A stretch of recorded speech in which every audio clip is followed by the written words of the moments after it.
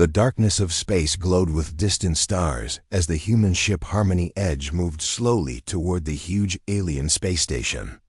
Commander Park Tae-min stood on the bridge, looking out at the massive structure ahead. The station was 10 times bigger than anything humans had ever built. Its metal surface shined with strange blue lights that pulsed like a heartbeat. Ambassador Lee So-ra walked up beside him. Her face was calm, but Park could see worry in her eyes. They had been traveling to this meeting for 3 weeks. Earth needed this trade deal with the Vorthic Empire. Humans were running out of rare metals needed for their growing colonies. How big do you think that thing is? Park asked quietly. Big enough to hold 1 million beings, So-ra replied. Maybe more. The space station grew larger as they got closer. Park could see smaller ships moving around it like tiny insects. Some were as big as Earth destroyers, but they looked small next to the station. The Vorthic Empire controlled 847 star systems. They had been the strongest power in this part of the galaxy for over 2,000 years. The communication system buzzed. A deep voice filled with strange sounds spoke in broken human language. Human ship, you will dock at Port 7. Do not bring weapons. Do not bring recording devices. You come as guests of the great Emperor Kethval. So-ra nodded too. The communications officer. Tell them we understand and thank them for their welcome. Park felt something cold in his stomach. The aliens had not asked if they had weapons. They had told them not to bring any. That was not how you talk to friends. 2 hours later, Park and So-ra walked through the docking tube into the alien station. The gravity was heavier than Earth normal. The air smelled like metal and something sweet that hurt to breathe. The walls were made of some kind of crystal that glowed with soft light. A group of Vorthic waited for them. Park had seen pictures, but seeing them in person was different. They were 8 feet tall with bodies that looked like they were made of living crystal. 4 arms grew from their shoulders. Their heads had no faces like humans knew them. Instead, there were clusters of smaller crystals that vibrated and made sounds. The leader stepped forward. When it spoke, the crystals on its head glowed brighter. I am Admiral Threshkan. You will follow me to the Emperor. They walked through corridors that seemed to go on forever. Other Vorthics stopped what they were doing to stare at the humans. Some made sounds that Park thought might be laughter.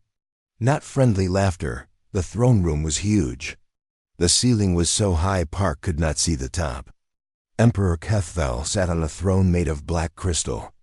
He was bigger than the others, 12 feet tall with 6 arms. The crystals on his head were dark red instead of blue.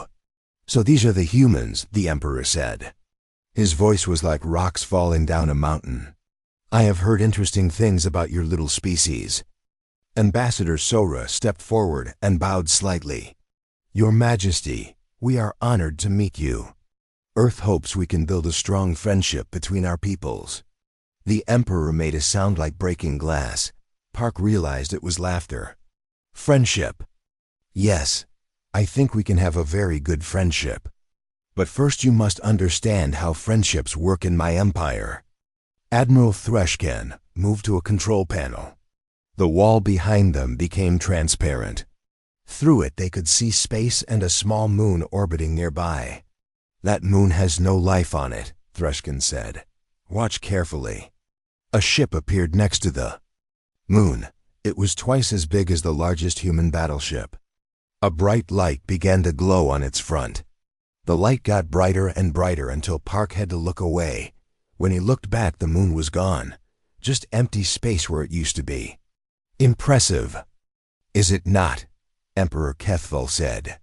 That was one shot from one of my smaller warships. I have 50,000 ships like that one. Some are much bigger.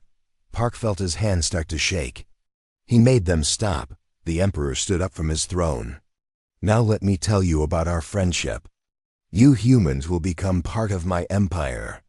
You will give me control of all your military ships. You will send me 30% of your people to work in my factories and mines. You will do this because I am strong and you are weak, So Ro's voice was steady when she spoke. Your Majesty, that is not a friendship. That is slavery. Call it what you want. You have 72 hours to agree. If you do not, then I will turn every human world into dust like that moon. Your choice is simple. Serve me or die. The throne room was quiet for a long moment. Park could hear his own heartbeat. Then the Emperor spoke again. Look at them, Threshkin. Look how they shake with fear. These pathetic insects should be grateful. I am giving them a chance to serve their betters. Most species do not get such kindness. That was when something changed in Park's mind. The fear went away. In its place came something cold and hard. He had fought in the Titan mining wars. He had seen good people die. He had learned that some enemies could only be stopped one way. He stepped forward. Ambassador Sora put a hand on his arm to stop him, but he kept walking. He stopped right in front of the Emperor's throne and looked up at the giant alien. You want war, Park said. His voice was quiet, but it carried in the big room. Very well. But do not say we did not warn you. The Emperor's crystals flashed bright. Red. Did this insect just threaten me? Park smiled. It was not a nice smile. No threat, just a promise. You think humans are weak because we are small. You think we are stupid because we have not conquered other species. You are wrong on both counts. And now you are going to learn why. He turned and walked toward the door. Sora followed him after bowing quickly to the Emperor. Behind them, Emperor Kethvil's voice boomed through the throne room. 72 hours. Insects, then you die. As they walked back to their ship, Park felt calm for the first time in weeks. The die was cast now. There would be war. But the Vorthak Empire had no idea what they had just started. Humans had been preparing for this day. For longer than the aliens knew. It was time to show the galaxy what happened when you threatened Earth. The war was about to begin. And it would not end the way the Emperor expected. Description. Part 1 introduces readers to the tense first contact between humanity and the mighty Vorthak Empire. The story opens with the human diplomatic mission arriving at a massive alien space station, setting up the vast-scale difference between the two civilizations. The Vorthak Empire is presented as an ancient, powerful force that has dominated the galaxy for millennia through conquest and intimidation. The centerpiece of this part is the demonstration of Vorthak power when they destroy an entire moon with a single weapon blast, followed by their arrogant ultimatum demanding humanity's complete surrender. This scene establishes the seemingly impossible odds that humanity faces. The climax comes when Commander Park Tae-min, pushed beyond his limit by the Emperor's insulting words, makes his fateful declaration of war. This moment transforms the story from a diplomatic crisis into the beginning of an epic conflict, setting up the classic underdog scenario that defines the HFY genre. The writing style uses simple, direct language to create tension and atmosphere while clearly establishing the stakes and characters. The descriptions focus on sensory details and emotional reactions to help readers connect with the human characters and understand the magnitude of the threat they face. Word count 1,150 words. This opening part establishes the classic HFY setup, where humanity appears vastly outmatched but hints at hidden depths. The simple English style makes the complex space politics accessible while building tension through character, reactions, and environmental details. The story creates immediate stakes with the 72-hour ultimatum and ends with a powerful moment of human defiance that promises an epic confrontation to come. The emergency meeting room deep beneath Seoul was filled with the most important people on Earth. President Kim Jae-won sat at the head of the long table, looking tired. He had not slept since the message from the Vorthak Empire arrived 6 hours ago. Around the table sat the leaders who would decide humanity's fate. Defense Minister Cho Min-ho was reading reports from his tablet. His face was grim. The numbers are not good, sir. We have 200 active warships. Intelligence says the Vorthik have 50,000. Our biggest ship carries weapons that could destroy a city. Their smallest ship just destroyed a moon. Fleet Admiral Yoon Hae-jin leaned forward. It gets worse. Our ships use chemical rockets and basic laser weapons. The Vorthik have technology we do not even understand. In a straight fight we would lose in minutes. President Kim rubbed his tired eyes. So you are telling me we should surrender? Give them 30% of our people as slaves, and hope they keep their word about letting the rest live. I am telling you the truth, sir, Admiral Yoon replied. We cannot win a war against the Vorthik Empire. Maybe we can, said a quiet voice from the end of the table. Everyone turned to look at Dr. Song Yu-jin. She was young for someone in charge of Earth's most secret research programs. Her long black hair was tied back and her lab coat was wrinkled, like she had been working for days without rest. Explain, the president said. Dr. Song stood up and activated the wall display. Images of strange devices and mathematical formulas appeared. For 10 years my team has been working on Project Prometheus. We have been developing weapons that use quantum physics and exotic matter. The Vorthik Empire has never seen anything like them. Defense Minister Cho frowned. Why was I not told about this project? Because it was too dangerous, Dr. Song replied. These weapons could destroy planets or tear holes in space itself. We only worked on them because we knew someday we might face an enemy we could not beat with normal weapons. She touched the display and a new image appeared. It looked like a ship, but it was covered with devices that seemed to bend light around them. This is the Soul's Vengeance. We finished building it last month. It uses quantum displacement drives that let it move through space in ways the aliens cannot predict or track. Admiral Yoon was studying the image carefully. How many ships like this do we have? 50, Dr. Song said. We also have 300 upgraded vessels with adaptive shielding and gravity weapons. The aliens think they know what human technology can do. They are wrong. President Kim stood up. Dr. Song, I am promoting you to Director of Advanced Weapons. Admiral Yoon, you will work with her to prepare our defense. But I want something else too. He looked around the table at each person. The Vorthik Empire has ruled through fear for thousands of years. They conquer species by making them believe resistance is hopeless. I will not let humanity become another victim of their lies. Commander Park Tae-min was summoned to the meeting room 4 hours later. When he arrived, he found his promotion orders waiting. He was now Admiral Park, commanding the experimental fleet. Dr. Song briefed him on the new weapons. The quantum displacement drives let your ships phase in and out of normal space. Enemy weapons cannot hit what is not completely there. The gravity torpedoes create black holes that tear enemy ships apart from inside. The adaptive shields analyze incoming attacks and adjust to stop them. Park studied the technical data. What about their numbers advantage? We have one more surprise, Dr. Song said with a small smile. Project Banshee. We discovered that Vorthik nervous systems are vulnerable to certain electromagnetic frequencies. We can broadcast signals that cause panic and confusion in their crews. Admiral Yoon handed Park a new set of orders. You will take 50 ships to the edge of the solar system. When the Vorthik fleet arrives, you will engage them. Your job is not to win. Your job is to show them that humans are not helpless prey. Meanwhile, in space, the Vorthik Empire was preparing for an easy victory. Admiral Threshcan commanded the 7th Conquest Fleet from his flagship Eternal Domination. 2,000 ships followed him toward the Sol system. In his mind, the war was already over.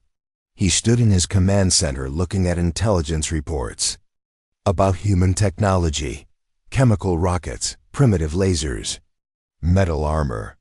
The humans were 500 years behind Vorthik science. This would not be a battle. It would be extermination.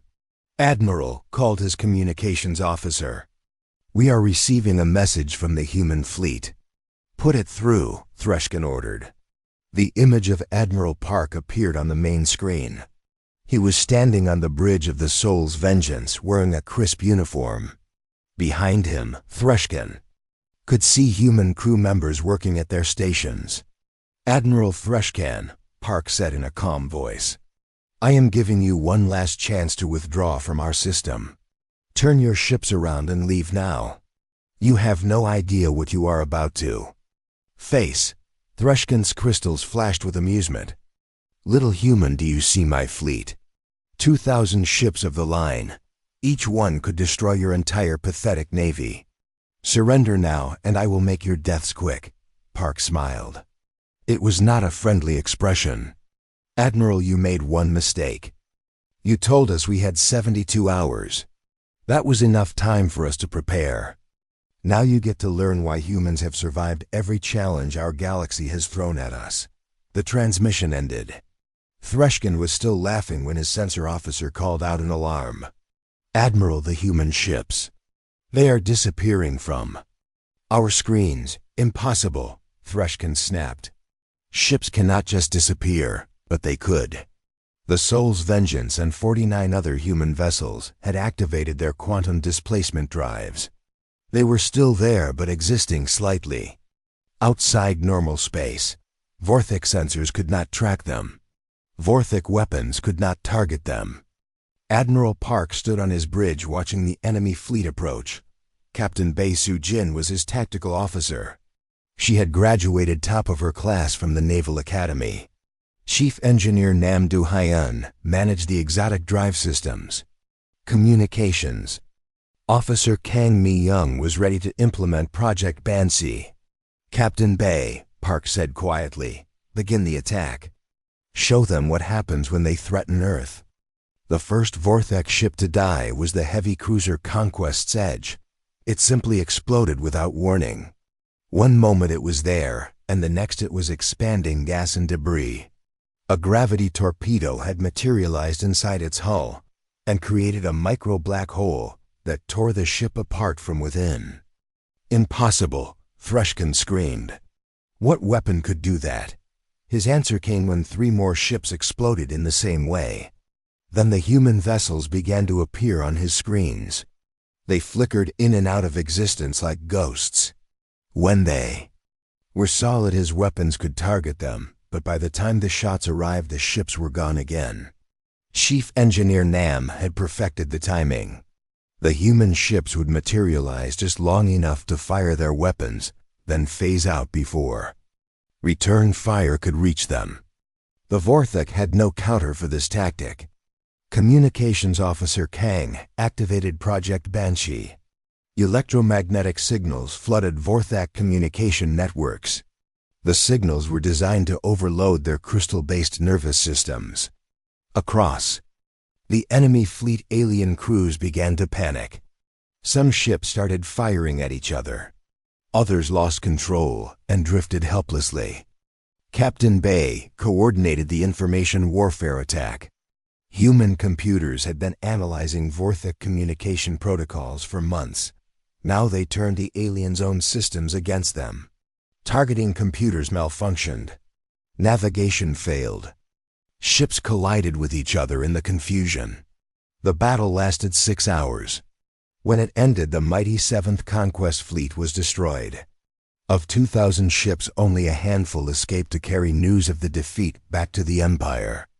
Admiral Threshkin flagship limped away with its crystal hull cracked and its crew traumatized. Admiral Park broadcast a message to the fleeing survivors. Tell your Emperor that humans do not bow to tyrants. Tell him that if he wants Earth, he will have to take it from our cold, dead hands. Tell him that we are just getting started. As the human fleet regrouped near Saturn, the galaxy received shocking news. The impossible had happened. Humanity had defeated the Vorthek Empire in open battle. The species that was supposed to surrender in fear had instead shown that even giants could bleed. But Emperor Kefal was not finished. The defeat only made him more angry. He began to gather the largest fleet in Vorthak history. This time he would bring enough ships to burn every human world to ash. This time there would be no survivors to threaten his empire ever again. The war had begun. And it was about to get much worse for everyone involved. Description and story glow. Part 2 brilliantly executes the classic HFY reversal where humanity's apparent weakness becomes their greatest strength. The opening emergency meeting establishes the seemingly hopeless military situation to 200 human ships versus 50,000 alien vessels before revealing the secret ace up humanity's sleeve. The introduction of Project Prometheus and the exotic weapons creates that perfect HFY moment where human ingenuity trumps raw power. The quantum displacement drives, gravity torpedoes, and psychological warfare represent uniquely human approaches to combat, using science and strategy instead of just bigger guns. Dr. Song, Eugene's character, embodies the brilliant human scientist archetype, working in secret for a decade to prepare for threats the government didn't even know existed. Her calm revelation that humanity has been preparing for exactly this scenario shows the species' long-term thinking and paranoid preparation that defines many great HFY stories.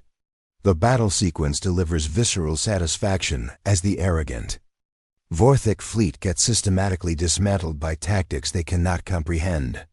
Ships that flicker in and out of existence, weapons that create black holes inside enemy hulls, and psychological warfare that turns their own technology against them. Each element showcases humanity's creative approach to warfare. Admiral Park's transformation from diplomatic observer to fleet commander shows human adaptability, while his final message to the fleeing enemies establishes the defiant tone that will carry through the rest of the war.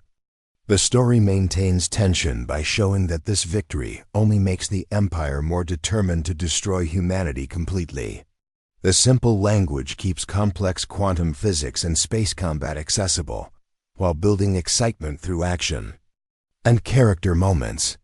Every revelation builds toward the satisfying conclusion where the pathetic insects prove they have very sharp stingers indeed.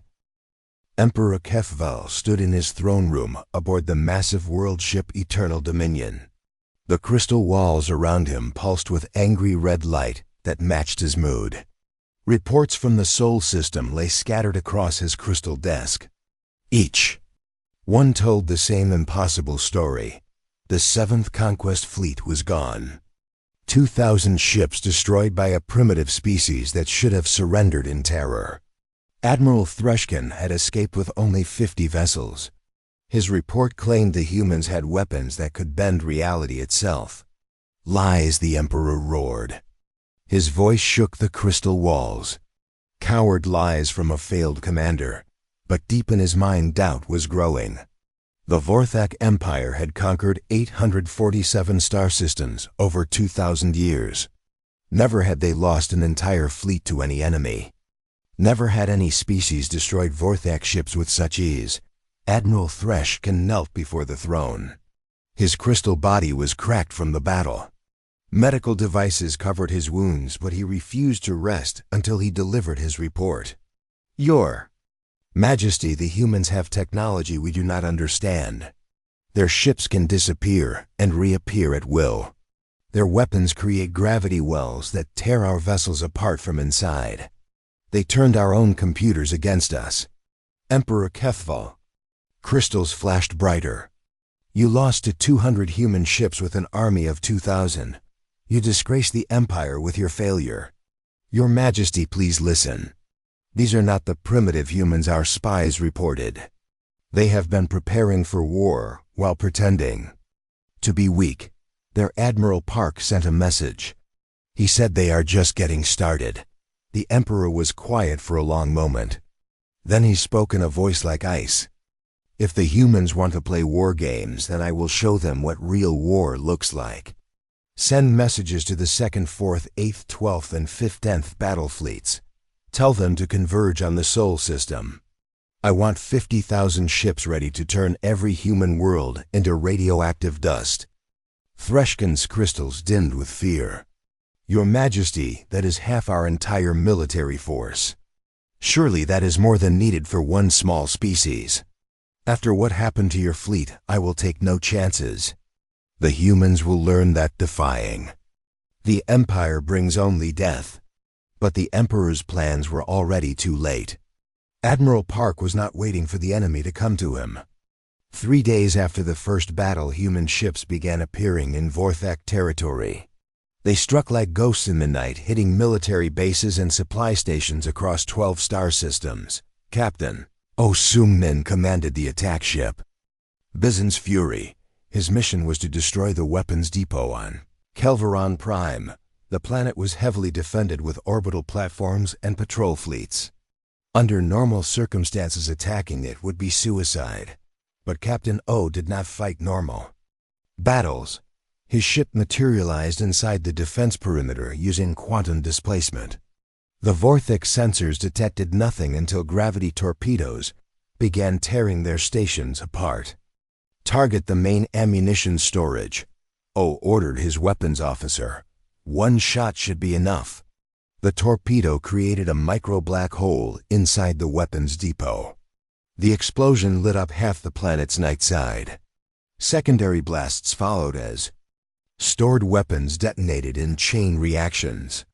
In 10 minutes, the most secure Vorthak base in the sector was gone. The Bizen's Fury vanished before enemy reinforcements could arrive. Captain O's next target was already selected. The humans would hit 17 more bases before the night was over. Similar attacks happened across Vorthak space. The fortress moon of Drakmur was cracked in half by temporal displacement bombs. The shipyards of Zethro Station simply ceased to exist, as if they had never been built. Entire patrol fleets found themselves firing on each other as human information warfare turned their targeting systems into weapons of confusion. But the most shocking attack came at Nexus Central. The massive space city was the communications hub for half the Vorthak Empire. Admiral Yoon Hae-jin led the assault personally, with 5 human ships including his flagship, Seoul's Pride. The Vorthak defenders never had a chance. Human ships phased through their energy shields like they were not there. Adaptive defenses analyzed incoming fire and adjusted to make the human vessels nearly invulnerable. Within an hour, the great communications array was silent and drifting wreckage. Admiral Yoon broadcast a message on all Vorthak frequencies before withdrawing. "People of the Empire, your leaders promised you easy victory over weak humans. Instead, they have brought war to your homes. The choice is yours. Continue to follow tyrants who see you as tools, or choose a different path. We offer freedom to any who lay down their weapons." The message was repeated in 17 different alien languages. Species that had been conquered by the Vorthak centuries ago heard humans offering them something they thought was impossible: hope on the mining world. Of Kaldras, the slave workers were mostly Zalorian. Their people had been crushed by the Empire 300 years earlier. When they heard the human broadcast, old dreams began to stir. Secret meetings were held in the deep mines. Weapons were gathered from hidden caches. The Zalorian uprising began at dawn. The Vorthak overseers were caught completely by surprise. Most were killed in the first hour. The survivors barricaded themselves in the command center and sent desperate calls for help. But human ships were already in the system. They arrived just as Vorthak reinforcements dropped out of hyperspace. Captain Bae Soo-jin commanded the escort force. She had specific orders about situations like this. "Open a channel to the Vorthak fleet," she ordered. "Tell them they have 2 choices: withdraw immediately or be destroyed. The Zalorians are under human protection now." The Vorthak commander was Admiral Zeltar. He had been conquering rebellious worlds for 50 years. The idea of retreating from primitive humans was unthinkable. "Human ships, prepare to die. You face the might of the Empire." His 6 ships opened fire with plasma cannons that could melt asteroids. Captain Bay watched the enemy shots pass harmlessly through her phased vessels. Then she gave the order that would change galactic history. All ships fire. Show them what happens to slavers in human space. The battle lasted exactly 11 minutes. When it ended, 6 Vortex ships were expanding clouds of debris. The Soul's Grace and her escorts had not taken a single hit. More importantly, every species in the galaxy had received a message that would echo through the stars. Humanity did not just fight for themselves. They fought for anyone who wanted to be free. News of the human attacks spread faster than the Empire could suppress it. On worlds that had been conquered generations ago, people began to whisper about liberation. Secret resistance groups that had been crushed decades earlier started to reform. The impossible was happening. Someone was actually winning against the Vorthak Empire. Emperor HFY received the reports in his throne room. 17 military bases destroyed. 3 major shipyards eliminated. 6 worlds in open rebellion. Thousands of Vortex ships destroyed with human losses of exactly 0. How is this possible? He demanded. They are insects. Primitives with chemical rockets. Your Majesty, his intelligence chief said carefully. It appears our information about human technology was completely wrong. They have capabilities we do not understand. Our ships cannot hit them. Our weapons cannot hurt them. Our computers cannot function near them. The Emperor's rage filled the throne room with blinding red light. Then we use different weapons. Send word to Admiral Veximer. Tell him to prepare the Star Killer. If I cannot conquer the humans, then I will erase them completely. Meanwhile, in the Sol system, Admiral Park was planning humanity's next move. The strikes had been more successful than hoped. The Empire was reeling from attacks it could not predict or prevent. But Park knew this was just the beginning. Dr. Song, he said during the strategy meeting, how many more ships can your factories produce? We can have 300 new vessels ready in 2 weeks, she replied. The automated shipyards are working perfectly. But Admiral, we need to talk about what happens next. Our intelligence suggests the Empire is preparing something called a Star Killer. Park's expression darkened. What does it do? According to intercepted communications, it can destroy entire star systems. If they are willing to use it, then millions of innocent beings will die just to eliminate us. Park was quiet for a long moment. Then he spoke with quiet determination. Then we stop them before they can use it. Send messages to all the rebel worlds. Tell them the time for hiding is over. If they want freedom, then they need to fight for it, and tell them that humanity stands with anyone brave enough to stand up to tyrants. The galaxy was about to discover that sometimes the smallest species could cast the longest shadows. The empire that had ruled through fear for millennia was about to learn what happened when that fear was replaced by hope. And hope was the most dangerous weapon of all. Description and story glow. Part 3 masterfully escalates the conflict by showing humanity taking the fight directly to the Vorthak Empire's territory. The opening scene with Emperor HFY's disbelief perfectly captures the arrogance of a power that has never faced real resistance, while Admiral Thrushcan's traumatized report provides visceral proof of humanity's capabilities. The story shines in its tactical sequences, showing human forces striking across multiple star systems simultaneously. Each attack demonstrates different aspects of their advanced technology: quantum displacement allowing ships to appear inside enemy defenses, temporal bombs that erase targets from existence, and information warfare that turns alien technology against itself. Captain Oh Seung-min's assault on the weapons depot exemplifies the surgical precision of human strikes, while Admiral Yoon's attack on the communications hub shows their strategic thinking. But the real genius comes in the psychological warfare, offering freedom to conquered species and backing up those words with military action. The Zalorian uprising represents a crucial turning point, where humanity's war becomes something larger than survival.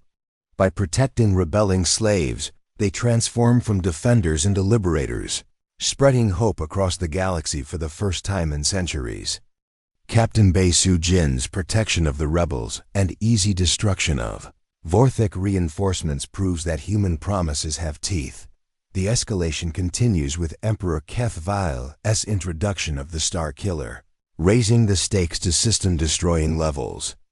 This forces humanity to evolve from hit-and-run tactics to open warfare for the survival of innocent species. The simple language keeps complex space battles accessible while building mounting tension through each victory and revelation. Most importantly, Part 3 establishes humanity's greatest weapon, not their technology, but their willingness to fight for others' freedom, turning a defensive war into a galactic revolution. The Star Killer hung in space like a dark metal moon. Admiral Veximer stood on its bridge looking out at the massive weapon that could destroy entire solar systems. He had spent 30 years serving the Vorthic Empire. Never had he seen Emperor Kethval so angry. Never had the Empire faced a threat like these humans. The Star Killer was 20 miles long and 5 miles wide. Its hull was covered with weapons that could crack planets. But its real power came from the stellar collapse device at its core. When fired, it could make a star explode and destroy everything in the system. Admiral, his sensor officer, called out, "We are detecting movement in the outer system. Something is coming through hyperspace." Veximer turned to his tactical display. 50,000 Vorthac ships surrounded the Star Killer in perfect formation. 5 entire battle fleets had gathered for this final assault on humanity. No force in galactic history had ever been this large. "Let them come," Veximer said. "The Emperor wants to make an example that will be remembered for 1,000 years. Today we will show every species what happens when they defy the Empire." But the ships emerging from hyperspace were not what anyone expected. Admiral Park led the human fleet, but he was not alone. Ships from 18 different species flew beside the human vessels. The Zalorians had brought their hidden fleet. The Kaldari had rebuilt their navy in secret. The Nexians had been waiting centuries for this chance. Admiral Park's communications officer reported, "We are receiving signals from the rebel fleets." "They are ready to follow your orders," Park nodded. The galaxy had been waiting for someone brave enough to stand up to the Vorthic Empire. Now that someone had proven it could be done, the oppressed species were rising up everywhere. What had started as a war between humans and the Empire had become something much bigger.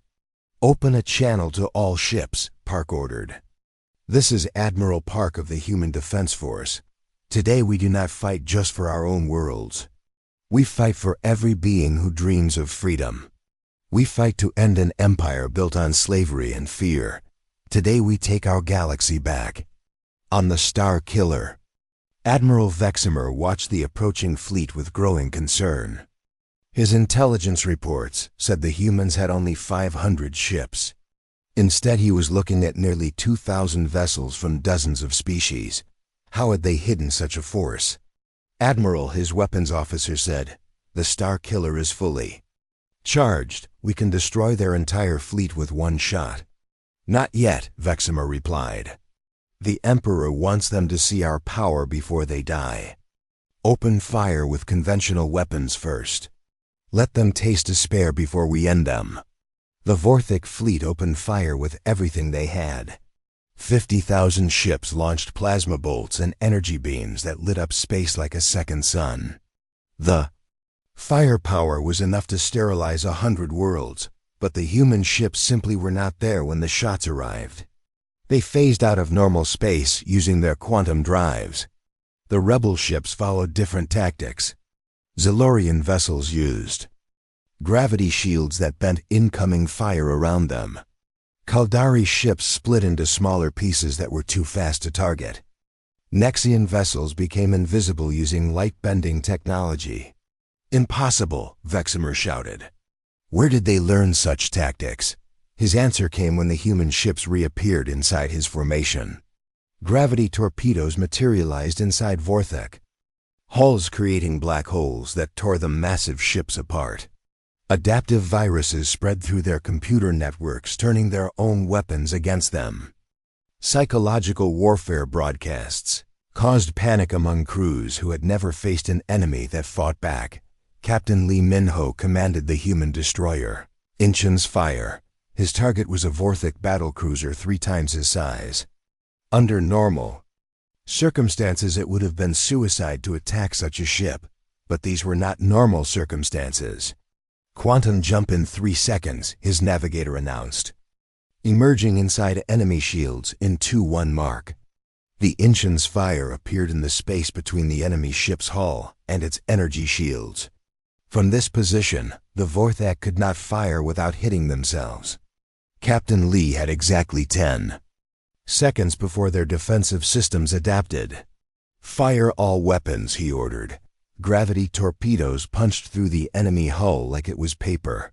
The massive battlecruiser broke apart in a chain of explosions that lit up half the battle zone. The Incheon's Fire phased out again before the debris could reach them. Similar scenes played out across the battle zone. Human ships appeared and disappeared like deadly ghosts. Each appearance meant another Vorthok vessel destroyed.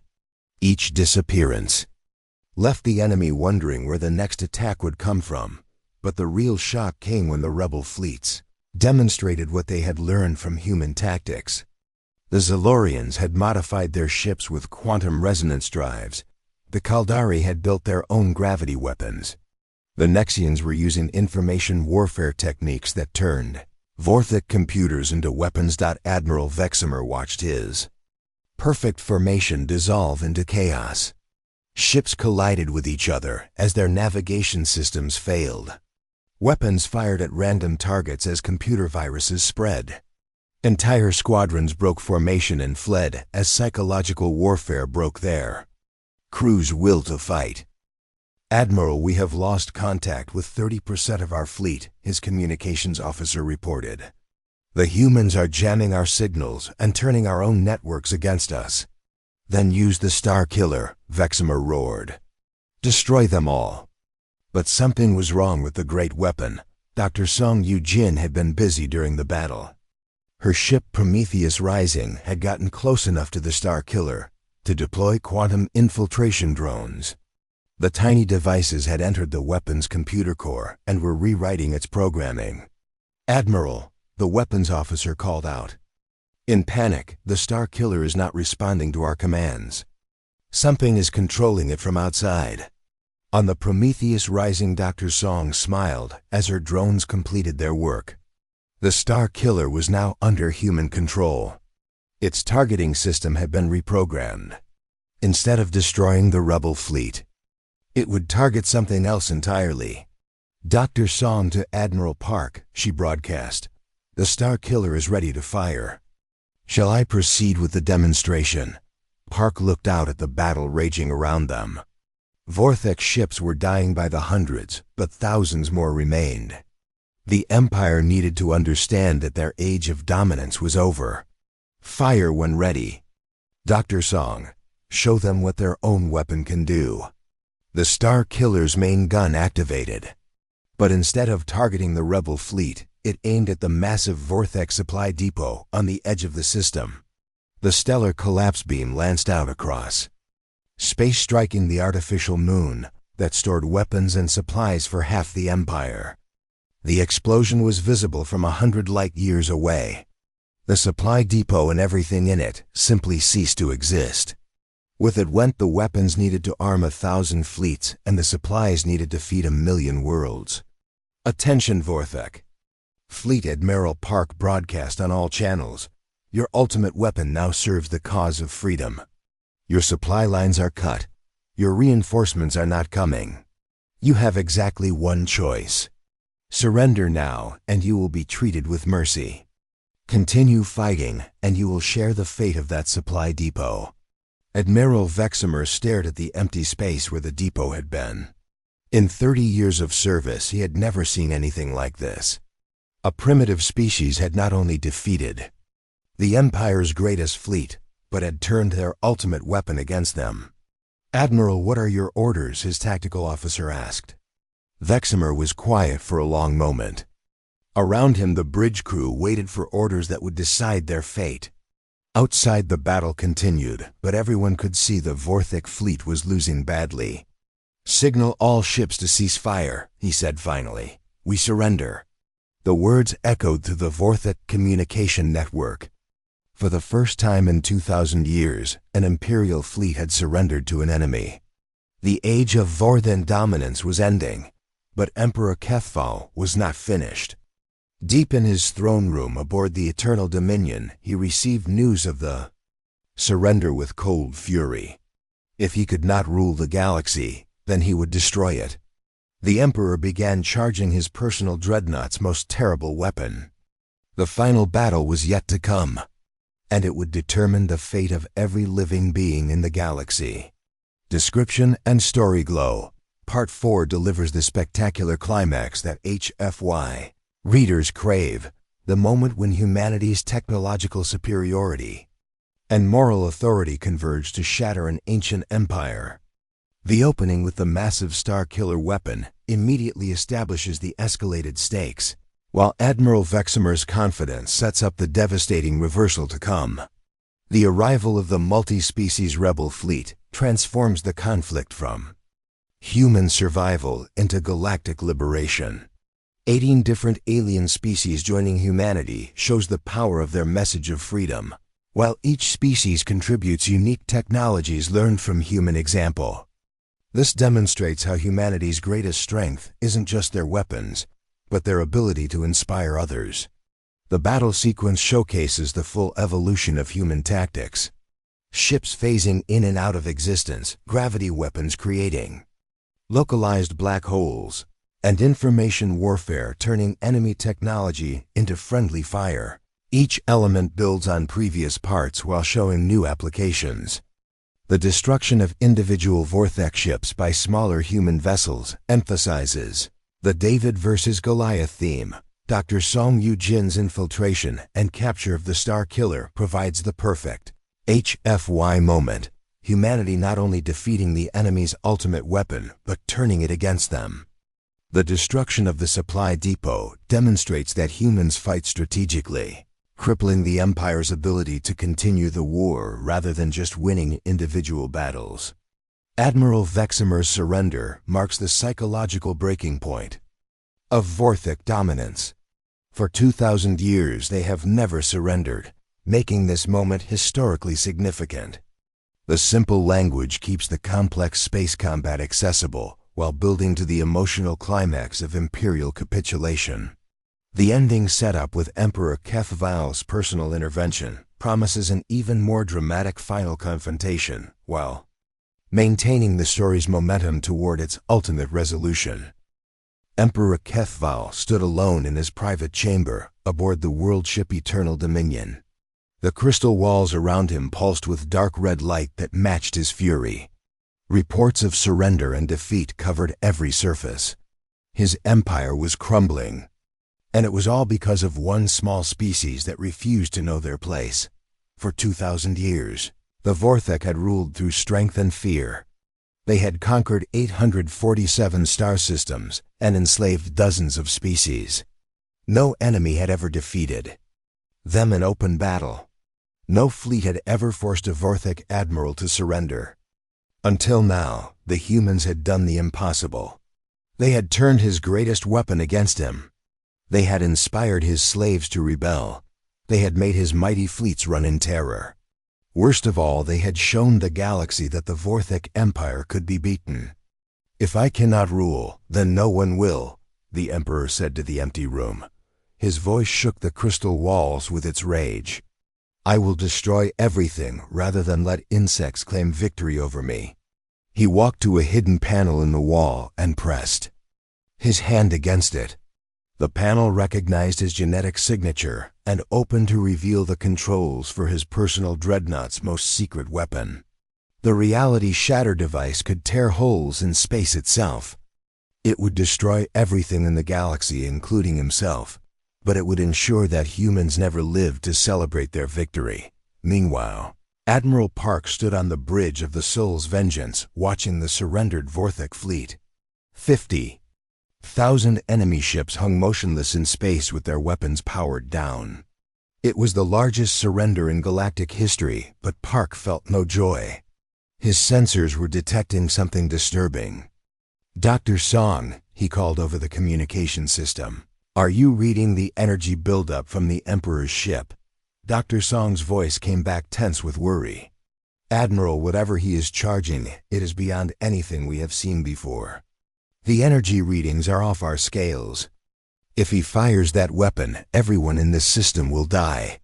Can you stop it? Not from here. Someone would need to get close enough to his ship to deploy quantum disruptors. But his personal shields are too strong for our normal ships to penetrate." Park was quiet for a moment, thinking through their options. Then his face hardened with determination. "Dr. Song, prepare your experimental phase drive. I am going aboard the Eternal Dominion." "Admiral, that is suicide. Even if you get through his shields, his ship has 1 million crew members. You cannot fight an entire army by yourself." "I will not be alone," Park replied. "Send word to Captain Bay and the other volunteers. Tell them it is time for the final mission." 1 hour later, 5 human shuttles approached the massive Vorthok world ship. Each shuttle carried a small team of volunteers, equipped with the most advanced human technology. Their mission was simple: get aboard the enemy flagship and stop the Emperor before he could destroy the galaxy. Captain Bei Su-jin piloted the lead shuttle. Her team included Chief Engineer Nam Du-hyun and Communications Officer Kang Mi-young. All of them knew they probably would not survive this mission, but none of them hesitated. Too many lives depended on their success. Initiating quantum phase. In 3 seconds, Bei announced.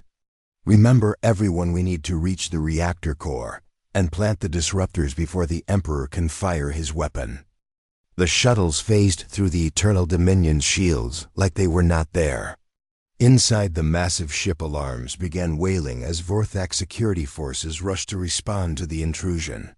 But the humans were already moving through the corridors. Using their advanced equipment to stay ahead of pursuit, Admiral Park led his team toward the throne room while the other teams headed for critical ship systems. His personal armor was equipped with adaptive camouflage that made him nearly invisible.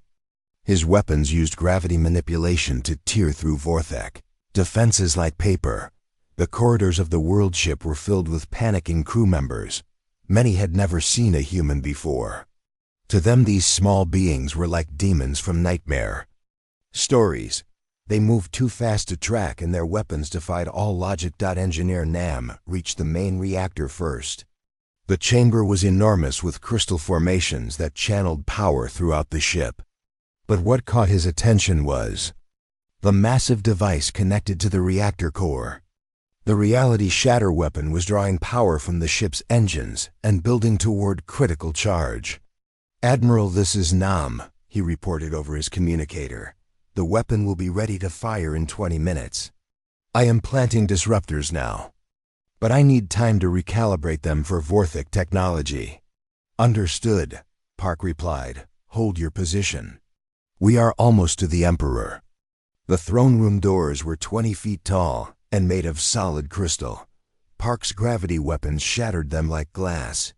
Inside, Emperor Kethval waited on his massive throne, surrounded by his personal guards. The Emperor was even larger than Park remembered. 15 feet of living crystal, armed with weapons that could level buildings. "So the insect comes to face me personally," the Emperor said. His voice filled the huge chamber. "You are too late, human. In 15 minutes my weapon will fire, and every star in this galaxy will go dark. Your victory will become your funeral."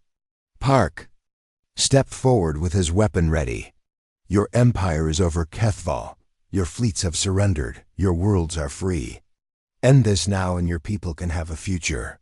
Continue, and you will only be remembered as the tyrant who destroyed everything." "Out of spite," the Emperor laughed. The sound was like breaking mountains. You think I care about the future insect? You think I fear death? I have ruled for 3,000 years. I will not live to see my empire replaced by the likes of you. The battle in the throne room was fierce but brief. Park's gravity weapons tore through the Emperor's guards, while his adaptive armor deflected their return fire. But Kethvel himself was more dangerous than any weapon. His crystal body could reshape itself to deflect attacks. His forearms moved faster than human eyes could follow. The Emperor's first strike shattered the floor where Park had been standing. His second attack destroyed a crystal pillar 20 feet away, but Park was no longer there. His quantum displacement suit let him phase in and out of normal space just like his ships. Stand still and die with dignity, the Emperor roared. I learned something fighting your empire, Park replied as he appeared behind the throne. Dignity comes from protecting others, not from conquering them. His gravity weapon fired at point-blank range. The micro-black hole it created tore through the Emperor's crystal body before he could react. Kethvel screamed as his form began to collapse. But with his last strength, he reached for the weapon. Controls. Engineer Nam's voice echoed through the ship. Disruptors activated in 5, 4, 3, 2, 1 mark. The reality shatter weapon powered down just as the Emperor's hand touched the firing control. The massive energy buildup dispersed harmlessly into space. The galaxy was safe. Emperor Kethvel looked up at Admiral Park with dimming crystal eyes. You have one insect, but what will you do with victory? Will you become conquerors like us? Will you build your own empire on the bones of the defeated? Park knelt beside the dying Emperor. We will build something better. A galaxy where species work together instead of enslaving each other. A place where the strong protect the weak instead of crushing them. Your empire dies with you, but your people can have a new beginning if they choose to take it. The Emperor's eyes went dark. The last ruler of the Vorthek Empire was dead. 3 months later, representatives from hundreds of species gathered on the neutral world of Harmony Station. The Galactic Cooperation Accord was signed in a ceremony broadcast to every world in known space. The document established principles of freedom, trade, and mutual defense that would guide the galaxy for generations to come. Ambassador Lee So-ra, who had begun this journey as a simple trade negotiator, now represented humanity in the new Galactic Council. Admiral Park had returned to Earth, but his words at the signing ceremony were remembered by all who heard them. Today we do not celebrate conquest but liberation. We do not build an empire but a community. The galaxy belongs to all of us, and together we will make it better than it has ever been. In the years that followed, former Vorthak worlds became centers of learning and cooperation. Species that had been enemies for centuries worked together on projects that benefited everyone. Children from dozens of different worlds learned together in schools that taught understanding instead of dominance. The age of empires was over. The age of cooperation had begun. And it all started with one human's answer to a tyrant's ultimatum. Humanity had proven that sometimes the smallest voice can speak the loudest truth. Description and story. Glow. Part 5 delivers the perfect HFY conclusion by focusing on humanity's greatest strength, not their technology or tactics, but their moral vision for what the galaxy could become. The opening with Emperor Kethvel, desperate decision to destroy everything rather than accept. Defeat shows the ultimate difference between tyrannical and noble mindsets. The final assault on the world ship provides visceral action while showcasing how human technology has evolved throughout the series. Teams phasing through shields, adaptive camouflage, and gravity weapons demonstrate the full arsenal humanity has developed, while the coordinated mission shows their tactical sophistication. The throne room confrontation between Park and Kethvel represents the clash between two philosophies: conquest versus protection, domination versus cooperation. Park's quantum displacement combat and the Emperor's disparate reach for the doomsday weapon create perfect tension before Engineer Nam's last-second intervention saves the galaxy. Most importantly, the story's resolution emphasizes mercy over vengeance. Park's conversation with the dying emperor shows humanity offering redemption even to their greatest enemy. This encapsulates the core HFY theme, that humans are dangerous not because they're the strongest, but because they're the most compassionate. When they hold ultimate power. The epilogue with the Galactic Cooperation Accord and scenes of former enemies working together provides satisfying closure while showing the long-term impact of humanity's moral example. Ambassador Lee's journey from trade negotiator to galactic diplomat mirrors humanity's evolution from isolated species to galactic leaders. The simple language makes complex themes accessible while maintaining emotional resonance. The ending reinforces that humanity's true victory wasn't military but moral. They didn't just defeat an empire. They inspired a better way of living together.